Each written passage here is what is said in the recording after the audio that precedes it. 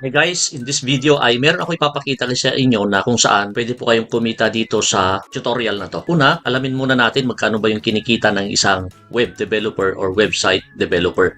So dito sa Philippines, ang average salary ng mga to is, halimbawa ito ay based sa Glassdoor, per month is 64,500 sa Pilipinas. Sa ibang bansa, annual or per year na sahod naman dito is based mismo dito sa website na to, Thinkful, 74,742 per year. So, meron dito 88,000, meron din dito web developer, average web developer salary is 510,000.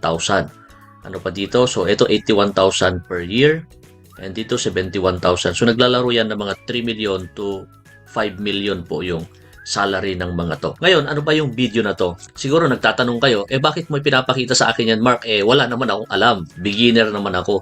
Hindi ko nga alam kung paano gagawin dyan. Don't worry guys. Okay, gumawa or nag-research ako ng isang free course na kung saan pwede nyo po itong gawin or matutunan na maging web developer or website developer, okay, for beginners. And ito ay 100% free. And the good thing guys, napakaganda po yung mga rating nitong course na to, which is 4.6 yung rating niya. Kung gusto yung matutunan, make sure na tapusin mong panoorin yung video na to. Hi guys, welcome dito sa aking YouTube channel. Kung bago lang kayo sa aking YouTube channel, my name is Mark from Pinoy Influencer. Ang channel ko ay nagtuturo kung paano kayo kumita ng pera online, tutorials, motivation, trading at mga investment. Kung gusto mo yung mga ganong klase ng content, make sure na mag-subscribe kayo sa aking YouTube channel at i-on mo na rin yung notification bell. I will notify and update you kapag may bago akong upload na video. Ma-appreciate ko rin ng maraming kung i-hit nyo na agad yung like at i-share nyo to sa mga friends nyo na gustong kumita ng pera online. So, wag na nating patagalin guys. Let's go. So, nandito po yung na-research natin na web design for web developers. You can build beautiful website. So, tinignan ko muna kung ano yung background nitong author nito. Okay, so makikita natin para bago kayo mag-enroll, which is 100% naman. Okay, wala naman po kayong talo dito. So, pwede kayong mag-enroll free. Wala po kayong babayaran dito. So, click nyo lang po yan, enroll. Pero mamaya sasabihin ko kung anong website to. So, before tayo mag-start, alamin muna natin kung sino ba yung magiging mentor natin or instructor natin. So, meron siyang 1.8 million students. So, napakarami na po yung kanyang students na tinuruan. So, dito meron siyang 7 courses at dito mababasa natin yung kanyang background. So, makikita nyo, siya po ay isang master's degree in engineering since 2010 pa siya. Okay, I've been building websites and apps since 2010. So, credible na ba siya? May credibility ba siya para turuan ka? So, ito ay maganda kahit beginner ka. Okay, kung halimbawa gusto mo rin yung paid, pero at least magkaroon ka na ng idea dito sa lecture na ituturo ng instructor na to. Okay, so meron siyang 411,517 reviews, meaning ganyang karami, at yung rating sa kanya is 4.7. Okay, alam natin na kapag ganyan yung rating mo, maganda na po yung mismong feedback sa mga course na ginawa nito. So, ano ba yung matututunan mo inside this video? Okay? So, etong enrollment na to. So, makikita nyo dito, meron siyang welcome to this course, 2 minutes. So, 3 lectures and ito na po yung mismong course summary. Yan. So, guidelines of web design. So, nandito na po lahat yan. Ito yung mga matututunan nyo inside this course. Space layout, introduction to user experience, web design quiz, 8 super ways to improve your conversion. Yan. So, ito yung mga tutunan. And then, yung course summary, nandito na po lahat yan. And, syempre, yung conclusion. Okay. So, which is 2 lectures, 4 minutes po yan. Ayan. So, introduction to web design, typography, using colors like a pro, the meaning of colors. Yan po yung mga matututunan nyo sa free course na to. Okay. So, anong mga material na kakailanganin? Makikita nyo naman dito. Okay, so material discourse is also covered about web design developed with HTML, CSS, okay, scroll the bottom, and web design, WordPress. So, ito na po yung mga description ng course na to. And makikita nyo naman dito, so pwede po kayo mag-enroll. Now, ano ba yung website na to? Para makita nyo din. So, para malaman nyo kung anong website to, dito po sa Udemy. Yan, udemy.com, and then i-type nyo lang po yung free course sa web design. Kung makikita nyo dito, may mga bayad yung mga ibang courses, pero nakita ko to, which is napakahalaga ng magkaroon ng knowledge about sa web design, kahit beginner po kayo.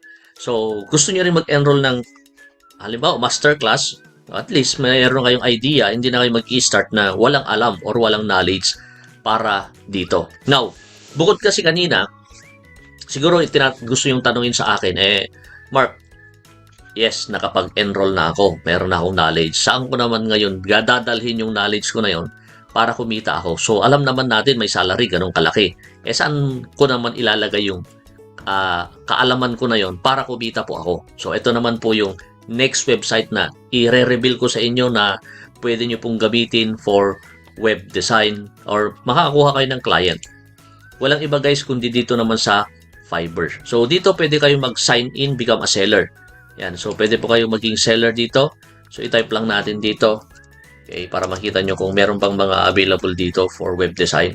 Yung mga gumagawa. At makikita nyo yung mga price. Okay. So, totoo may account naman ako dito. Ayan guys.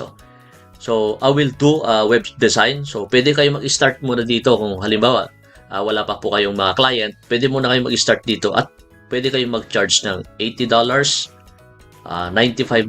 Kung makikita nyo mga to, okay, so matataas yung rating nila. Okay, 295 isang website. So, around mga 15,000 to 18,000. Ayan, so, pwede kayong maglagay dito. So, mag-sign up muna kayo as seller. Okay, sign up lang kayo. Halimbawa, magsa-sign in kayo. Gamitin nyo lang yung Google account nyo. Okay, para makapag-create po kayo ng account dito. So, dito, mag-sell po kayo ng services. At malaki po yung pwede nyong kitain as web design. Marami po yan guys. So, maraming mga orders. Ito yung orders dyan. 357, 45 orders. And marami pa pong iba. Ayan, 39. Ayan. So, bukod dyan, saan pa yung pwede kung saan ilalagay nyo naman. Okay, so pwede kayong pumunta sa mga website na kung saan. Halimbawa, yung freelance.com. Okay, so pwede po kayong maglagay dito ng inyong web services. Halimbawa, marunong na kayo. So, mag-sign up lang din po kayo dito and freelance.com yan. Pwede po kayong lagay France naman to. So, syempre dapat ay okay, so freelance. Yan.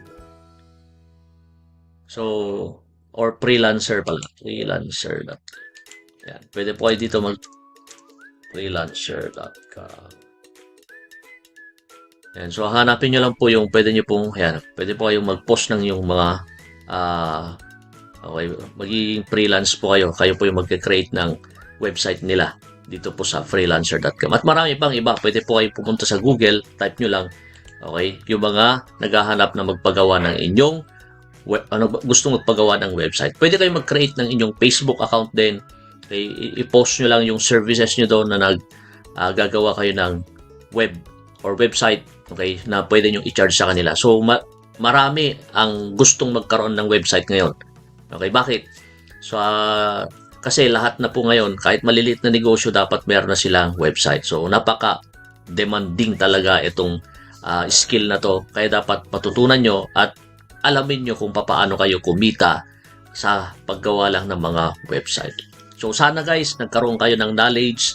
Okay, pero sabi ko nga, para maging worth naman yung panonood nyo is mag-enroll na po kayo doon for free naman. Udemy.com.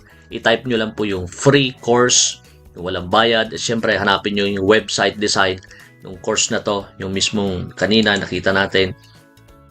Okay, so at mag-enroll po kayo dyan. Pwede rin po kayo mag-create na account dito po sa Udemy para mas matututunan nyo. Marami pa pang ibang mga free. Ito naman yung mga may bayad na. Although, yung bayad naman is cheap lang yung mga bayad dito. Pero marami po kayong matututunan na pwedeng magkaroon kayo ng additional skill. Ano man yung skill nyo ngayon, madadagdagan yan.